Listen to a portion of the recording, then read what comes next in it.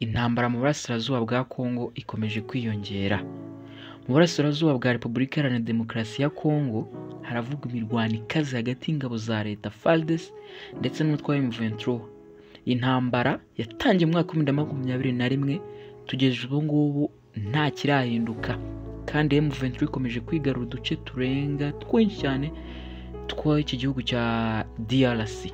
Iyi ntambara imaze guhitana abasivile barenga 3,000, abandi barenga miliyoni 7 bamaze guhunga ingo zabo.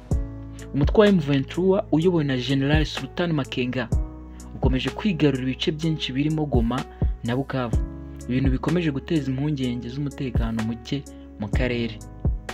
Leta ya Kongo irashinja u Rwanda gushyigikira M23, ariko u Rwanda narwo ntirubyemera kandi ruhora rubihakana. Nubwo raporo ya Loni ihoriza yemeza ko u Rwanda rushobora kuba rufite abasirikare barenga 4,000. Uti rero bimeze bite muri iki gihe? Hano muri Repubulika Iharanira Demokarasi ya Kongo imirwano ikomeje kwiyongera, cyane cyane mu bice by'amajyepfo ya Kivu ndetse no mu majyaruguru. Kuva mu ntangiriro za 2025 umutwe wa 2023 wigaruriye imijyi ikomeye nka Goma ndetse na Bukavu nk'uko twabivuze haruguru. Uko ibintu bihagaze muri Mata 2025, imirwano ikaze. Mu cyumweru gishize habaye imirwano ikomeye mu bice by'uburengerazuba bwa Goma, aho humvikanye amasasu n'ibisasu bikomeye biterwa hejuru y'imijyi ndetse n'abantu. Ingaruka ku baturage ni uko abantu benshi bahunze n'abandi barapfa benshi cyane.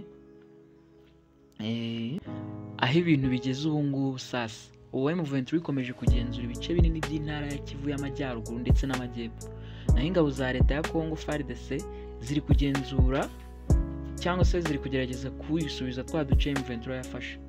Uko ibintu bihagaze biragaragara ko hakenewe ingamba zihuse mu gukurikirana imirwano no gutanga ubufasha ku bagizweho ingaruka n'iyi ntambara. Iyi ntambara ikomeje kugira ingaruka zikomeye mu mutekano w'akarere kose, harimo n'u Rwanda, bityo bikaba bisaba ubufatanye bw'ibihugu byo mu karere, amahanga ndetse n'isi yose mu gusubiza ibintu mu buryo. Murakoze cyane, nabashimiraga, nabasabaga no gukora subscribe, share na comment. Ndabakunda cyane. Thank you.